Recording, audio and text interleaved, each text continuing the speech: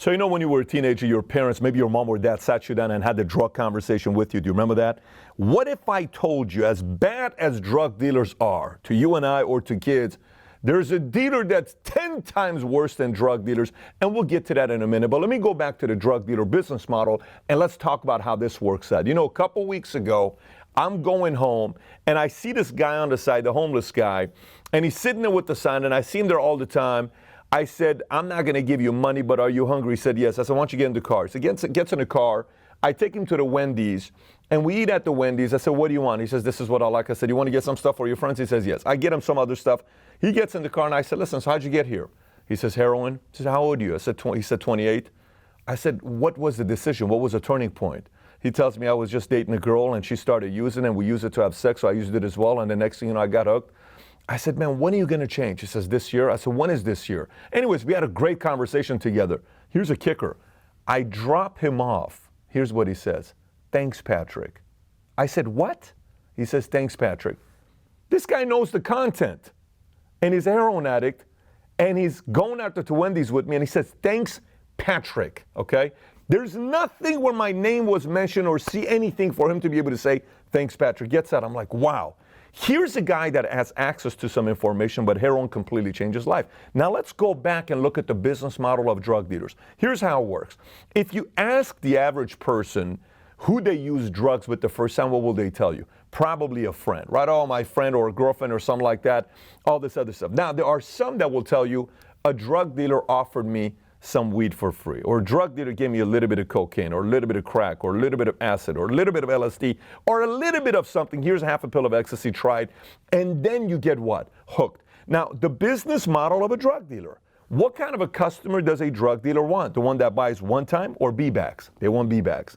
And what kind of B-backs do they want? They want the B-back that has friends, that brings other people that also buy with them. For example, I'm going to a nightclub. Man, I got to go get some Coke. I got to go get some X. I got to go get some, I got to go get some Special K, whatever it is. Hey, you guys got to try this. Boom, I come and I get it, right? I'm a B-back customer. He keeps making money off of me, and I keep coming back. Now, say friends that find out I'm an addict and I'm using too much, and you start noticing certain changes. I remember when I was offered drugs and I was a kid coming up, there's always the one friend that wants to help the other friend out. Do you remember that friend? There's always the one friend that always comes out and says, dude, you got to stop, man. I remember you did. I'm not seeing this going in the right. Oh, dude, just leave me alone. You sound like my dad. You sound like my mom. I don't want to hear it. Dude, I'm not your dad or mom, bro. I'm just telling you. This isn't good. Dude, you're a good basketball player. You're good in class. You're good baseball. What are you doing, bro? Eventually, a person has a moment and they leave. Now, here's the other side. There's also stories of how eventually that drug addict pushes the individual to a breaking point where it costs them their lives. How do most drug dealer stories end up? Think about that question. How do most drug dealer stories end up? What happens to most drug dealers that hurt a lot of people? They either end up in jail or somebody eventually retaliates. Why? Because there's only so much you can do when you take someone's life. Listen, I've had my friends where one committed a suicide, drugs, emotional. I've had my friends that use a lot of drugs that got off of it. And I've had friends who never used anything. All of them, right? You know what typically happens with that drug dealer? Jail, somebody retaliates, comes after them. They can't stay like that for too long. So here's the point.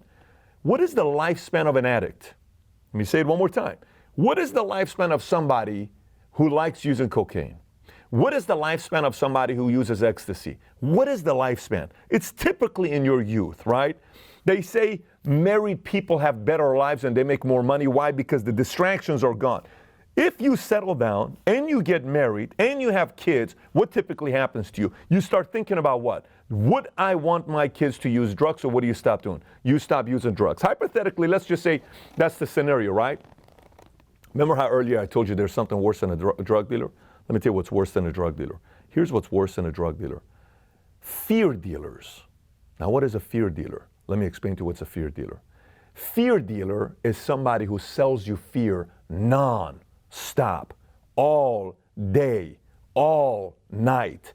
And you know what's the business model of a fear dealer? They sprinkle it with a little bit of entertainment. They get you in, they give you a little bit of fear, you go spread it to your friends, they get the fear. Where did you get the fear from? From such and such a network.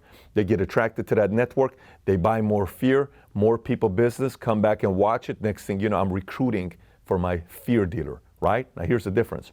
Typically when somebody's on drugs, you can tell it on their eyes.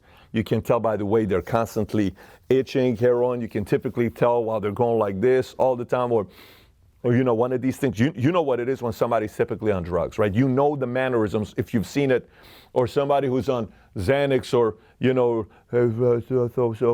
they can't even talk to you. I've been around all of it, so I know all of it. Hey, the paranoid. I've been around all of it. You can tell. There is no side effect of fear that's public or visual that you can see, because it's all here. You can't see it here. Like when you're afraid, people don't go like this. Like they don't roll their words when they're coming out. You can't tell. And what happens to most people? Most people's entire lives, they become addicted to fear. What gets taken away from them? Dreams, capacity, potential, sanity, their freedom. They're arrested for the rest of their lives. And then one day, they wake up.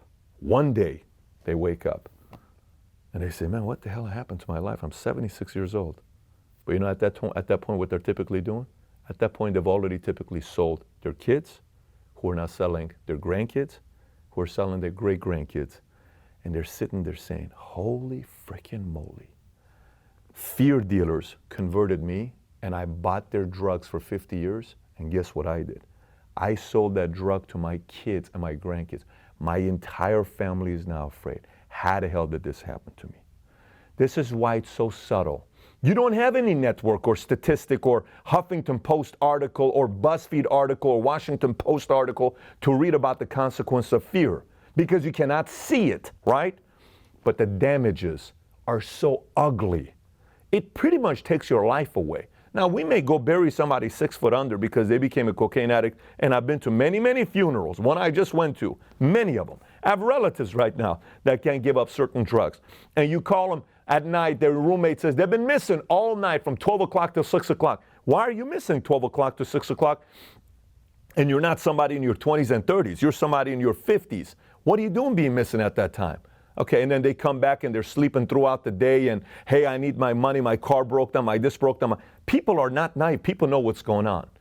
And you go to their funeral. Painful, right? But there's nothing real difference between physically dying and your dreams dying. You're just existing. You ain't doing anything crazy with your life because somebody got a hold of your fear and they took all your dreams away. So if you're watching this, you may say, Pat, you sound like you're high right now. No problem. You sound like you're crazy right now. What are you talking about? This makes no sense to me. Don't worry about it. Go to a different network that'll sell you exactly what you're addicted to. All I'm telling you is start questioning everything. Think for yourself. Every single time somebody sells you fear, push back. This is not a message you can only hear one time. This is a message I can do 100 episodes in a row with this topic over and over and over again with a different story. It still is not going to get enough people to convert, but eventually enough of you are going to say, this makes a lot of sense. And if you have experienced losing somebody to drugs, if you have experienced losing somebody to fear, if you have seen people completely lose their dreams because they got sucked into fear, afraid of starting a business, afraid of chasing their dreams, afraid that they can, afraid that all these other people are better than them because they have degrees. If you want to put a stop to it, share this video with people. Let's see if we can get 10,000 shares. Let's see if we can get people watching this saying, you know what, I'm so sick and tired of fear dealers. Then go on Twitter and post and say, I am no longer going to allow fear dealers to sell me their garbage. I'm done. You can't sell it to me anymore. And spread that language to other people as much as possible until people start saying, you know what, man, I am addicted to fear and I need to put a stop to this. And once you do, it's like life opens up. It goes from black and white to color. You start seeing things you never saw before. But you got to put a stop to it. You got to stop using the drug that these dealers are selling to you. It's called fear. It's just as dangerous as all the other ones, except this one takes your dreams away and your potential away. And once you do that, expect some exciting things to happen to your life very soon.